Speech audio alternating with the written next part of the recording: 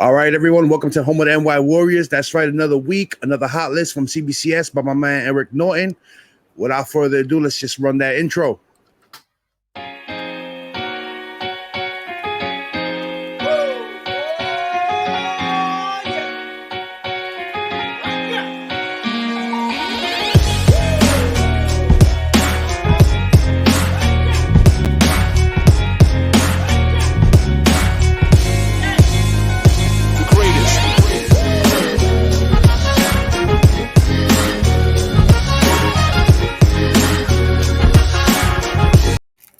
All right, guys, welcome everyone.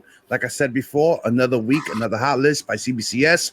Shout out to Eric Norton for putting together a dope ass list in the article form, guys. Remember, this is an article, not just a list giving you hot books for the week. He writes a whole article, and again, the article is linked directly in the description below. So that way, when you watch it, if you want to go along in the article, because I don't read everything that's on the article. My man Eric writes a lot of stuff on there. He puts a little humor into his articles, guys. So check it out when you guys, if you guys want, or follow along with us. But before we get started, I'm gonna go down the line and choose my fellow NY Warriors. Also, all these guys, they have their own channels. They do their own things on their own channels. So they're gonna let you know where you can find them at. So I'm gonna start with my man King of the Golden State in the house. What's up, James?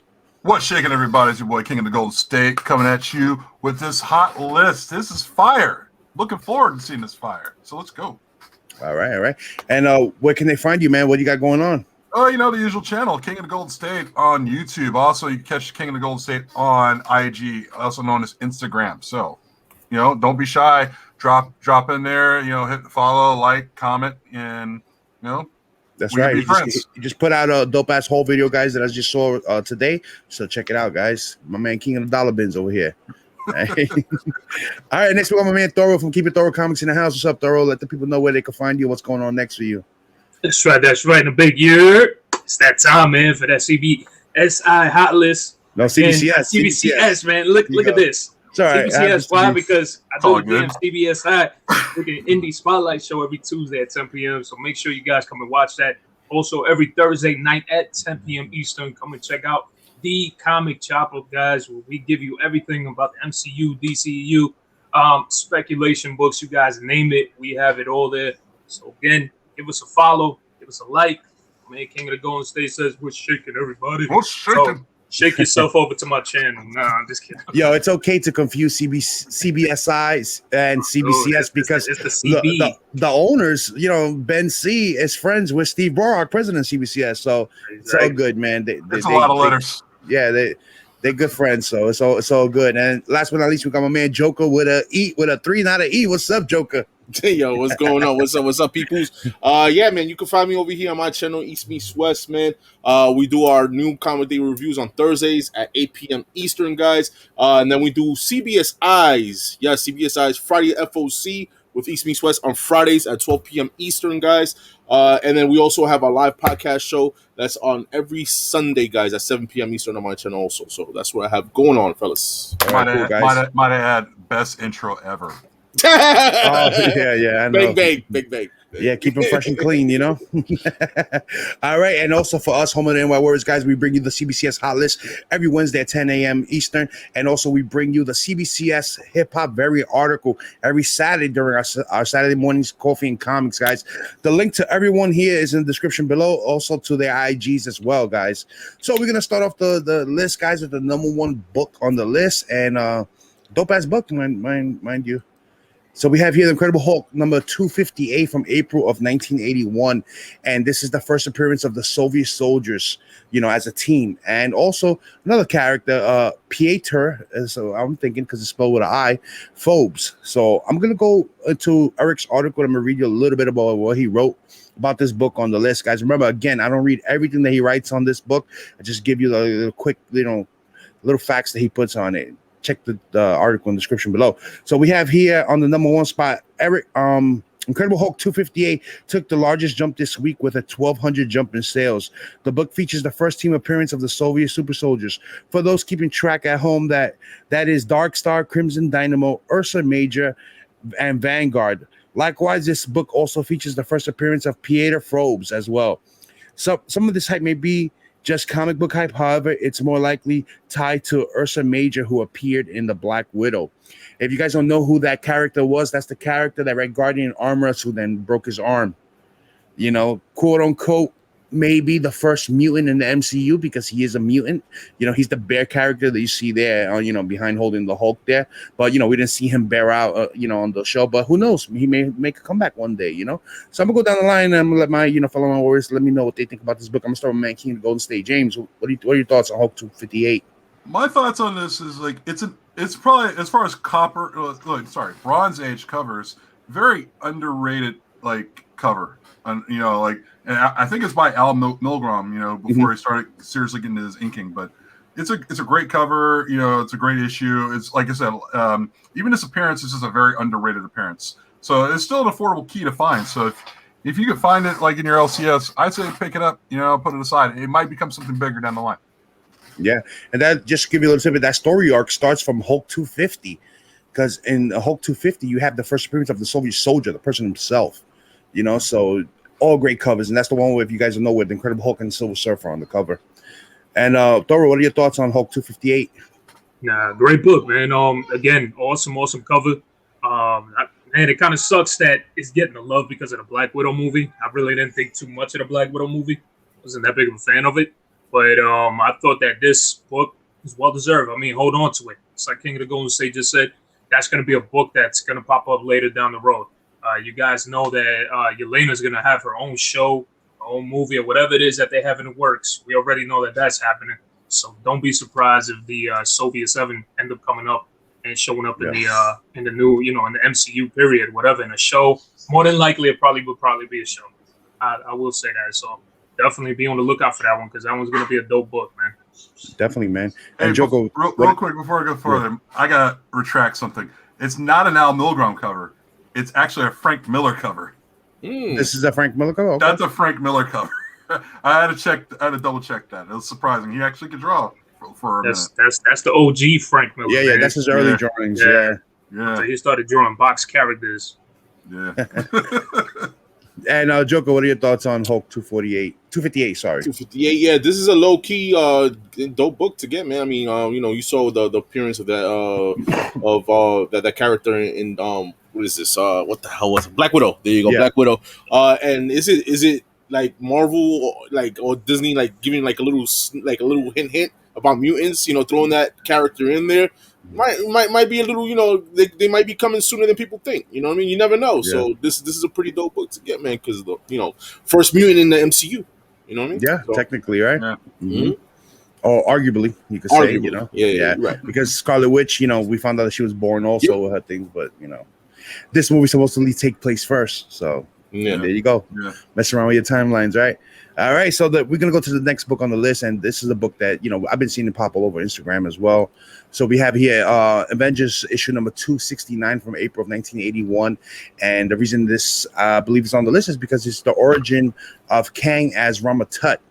So let me read a little bit of what Eric wrote in the article. He says, just like the first book on the list, book 2 is also closely tied to a recent MCU happenings. This time it's Avengers 269. This book shares the origin of Kang as Rama Tut, as well as a battle of Kang versus Immortus. Now that Kang has made his debut in the MCU, you can look for these quote unquote lesser books to see a little bit of a premium, you know. So again, for me personally, I used to collect this run back in the day when I was a kid. This is a 50-cent bin book, not even a $1 book, 50-cent bin book. That's true. That being said, it's crazy. You know, it's not going for that much money. I looked it up. It goes anywhere between near mint copy, raw copy could run you between $10 and $15 right now. You know what I've been seeing. You know, some of them spike at 20. So I'm gonna go down the line this time. I'm gonna start with man Joker. Joker, what are your thoughts on Avengers 269? This here, man, is a dope cover, man. You know, with Kang being the hot thing going on right now, this is a dope cover. All these Kang covers, you know, is gonna blow up or whatever. But yeah, to get the origin of Rama Tut in this one, with FF19 being, you think this, this book is spiking. Look at that book. That book is spiking up too. So yeah, man. So dope ass, dope Kang cover, man. Just keep an eye on those Kang covers, man. Especially like the Alex Ross ones. You know what I mean? So there you go. Oh yeah, no, you got to flex, but I got to flex too. Yeah. I'm not gonna flex. You know. And Thoro, what are your thoughts on on Avengers 269. Dope ass book again, man. Dope cover. Again, if you guys know, man, a lot of folks out there do not have deep pockets, especially for a book that's currently going like well over 4K. And I'm talking about Avengers 8 is his first appearance. So if you can, I always that is a collecting, bit of advice of mine. Collect these folks' origins. People skip over these things, like religiously. They don't care. Just remember, every single time collecting habits start to change, starts to pick up on a different level. And that book is just bound to keep going up. It's probably going to reach a 10K because Kang is going to be around the MCU for a lot of time to come. Another reason this book, I don't know if you guys knew about it, but this book started to steam up too because the actor Jonathan Majors was making his rounds around holding that book up because it was one of the books he was reading for research. So that's why folks are going crazy on that book. And now again, you can still find it. Don't give up on the hustle. You could get great freaking go to King of the Golden State's channel. You could get good tips on how to freaking dig through everything humanly possible. And I'm telling you guys, I just found a copy of this book the other day, last week on Thursday, for $1. So it's out there. It's out there, and just pick it up. Pick it up. That's all I gotta say. All right, and James, your thoughts on piggybacking what Thoro just said. It's always great to have a photographic memory, for sure. Because if you say, "Oh, I remember seeing that book somewhere," go grab it because that book is probably like I said, it's like a 50-cent bin fine or $3. And plus, that run somewhere right after, it was like a Roger Stern run. It was a long run. It went for a long time. It was around that area where no one really cared about that. So there's a lot of shops that probably had that book and other books Kang related in the back issue bin that no one's really caring about or touching. Because I'll tell you for sure, right after the George Perez run, around that time, like early 200s, not many people really cared too much, and that book actually is right in that run. So if you can find it, grab it. I mean, even if it's a raggedy copy, but it's definitely one to pick up, at least read, because Roger Stern is actually a good writer too.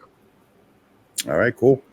All right, so we're going to keep moving along, guys, to the third book on Eric's list. And here we have Astonishing AntMan number 12 from November of 2016. And in this book, Darren Cross becomes Yellow Jacket.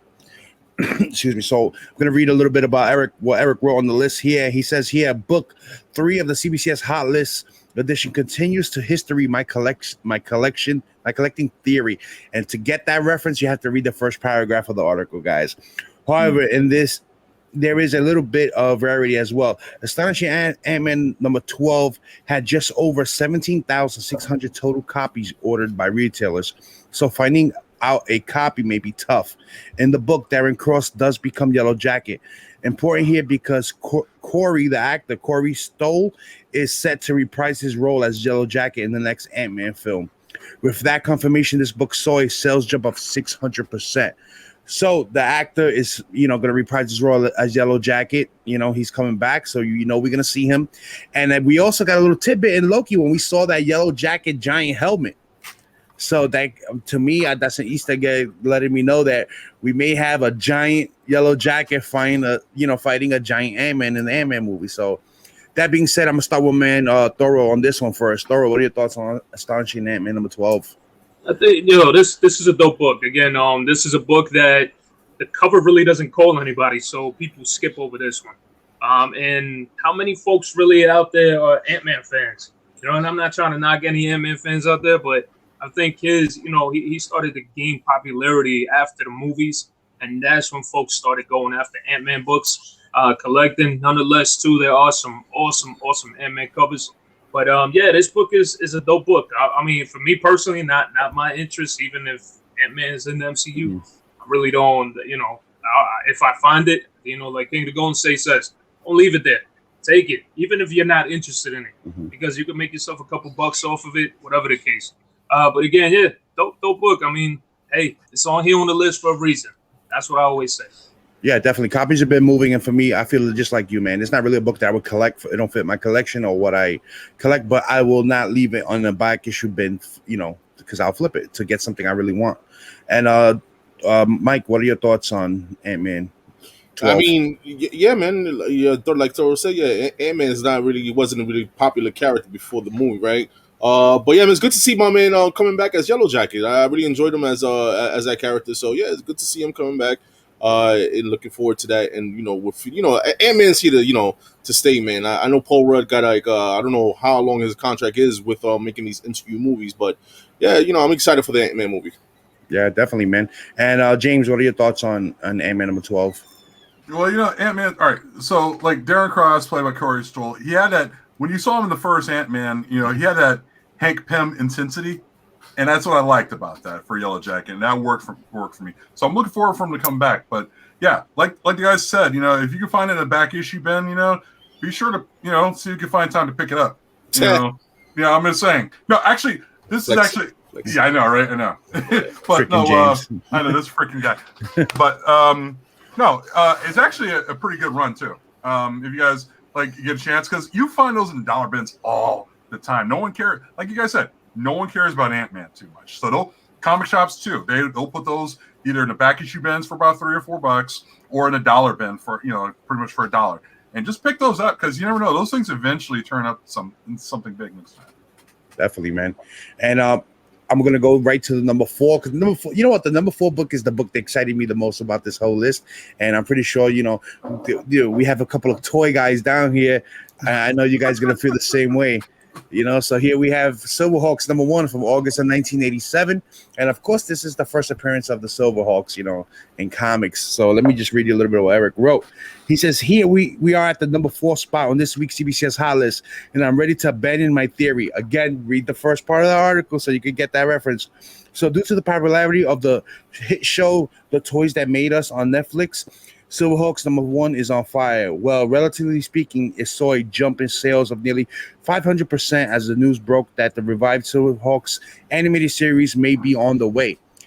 And to add to that, a couple of weeks ago, we did a little spotlight a few weeks ago on Coffee and Comics, highlighting that Super 7 acquired the license for Silverhawks, and that was the first time these toys were recreated since the 80s.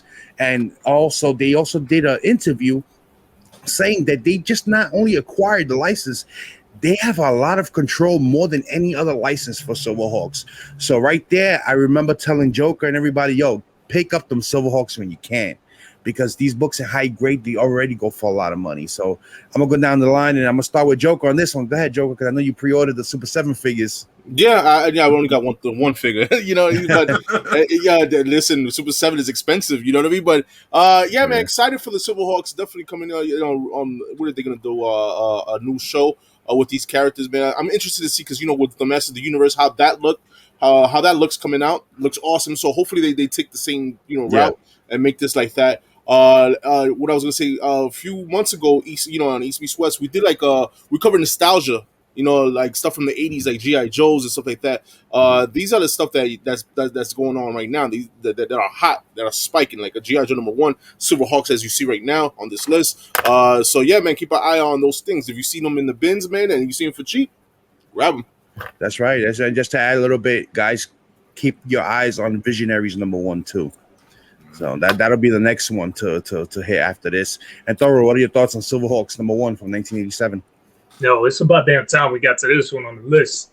That's all I'm gonna say, because this one has me super damn excited, because man, listen, everything 80s is making a comeback.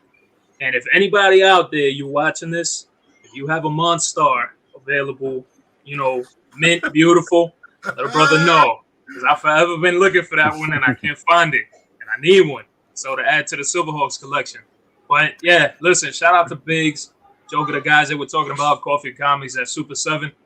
I didn't even want to look at it. I did not even want to look at it. I knew about it too. I just don't want to look at it, because I have to move. I have to move, and I don't need no more shit to be carrying. But this is dope, man.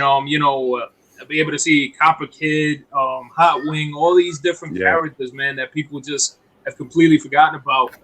To see those making a comeback, and and as far as collecting everything 80s, guys, I don't care if you see anything Star Comics, scoop it up, guys, because those books were beat to death, because those were kids were buying those. So if you find them at high grade, I mean, you're talking about like Planet Terry, if you guys remember that. Listen, there's so many Care Bears Yo, Yeah. you should go see how much Care Bears are going for. It's crazy. Yeah, Even that Smurfs. planetary one. Yeah, Smurfs Smurfs. #1. I'm telling you guys, do not sleep on Star Comics. Pick them up. If you guys find anything, it doesn't matter. Even if it's issue 13 or whatever, scoop it up. I'm telling you guys, because they are not allowed out. You know, like a lot of those copies out there. The books, again, got destroyed, thrown in the garbage by somebody's parents because they were like, my kid don't need this no more. So just remember that. Keep that in mind. Definitely. And James, what are your thoughts on it? You know what, man? I didn't have Planetary on my bingo card for today, man. That one just came out of nowhere, man. But no, he's right though, for sure. Like this is a sign right now because Thundercats, He-Man, now Silverhawks. Start picking up stuff like Visionaries, Mask, like all that stuff. Muppet Babies, if you can, like all that stuff. Find all that, the Star Comic stuff. Scoop those up and put them aside because eventually they're going to show up and become a thing at some point. Because right now, like I said, it's nostalgia. Just feed it to me. Just keep going. That's all they're doing. So, like, if you can find a Silverhawks at a cheap price, pick it up. Like anything like below $50 is definitely a steal right now because I think it's going to continue to climb. Yeah, it's in the 9.8. We were looking it up. I was trying to buy some.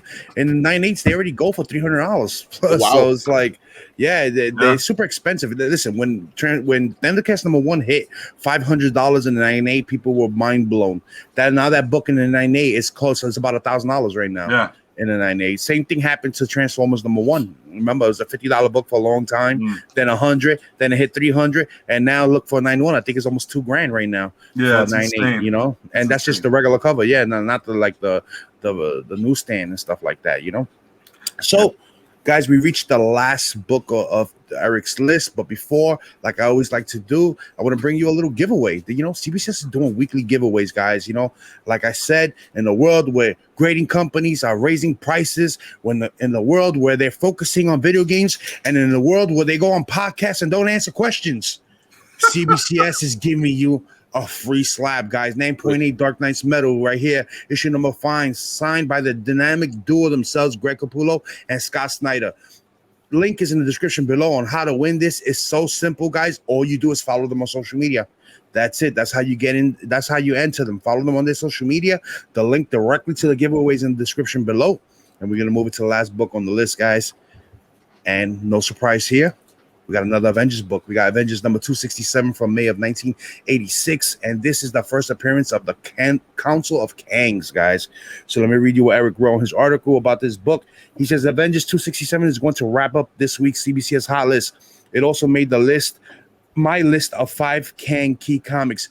He's referring to, he put out a video, guys, of 5 key books for Kang as soon as the Loki season finale aired. So check out the CBCS website for that link, guys. I'm gonna put it in the description below, guys. Don't worry, it'll be there.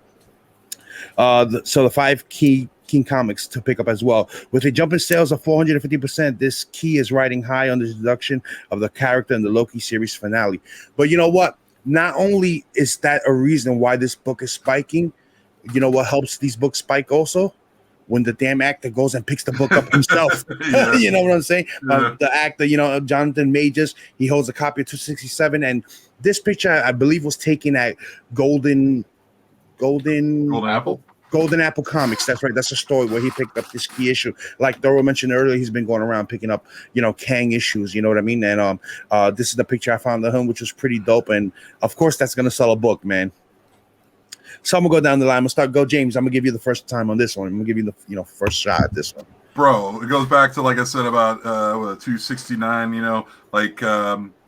That run is one of those runs that it might be one of the most slept on runs in comic books. Is the Avengers run, say 250, between like 250 and like almost 300.